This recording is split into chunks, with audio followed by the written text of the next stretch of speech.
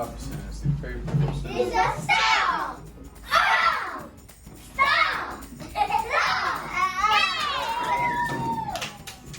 On one arm to spell old, then you can spell hold. You can spell told. Told. T-O-L-D. Told. Right. I told you. Told.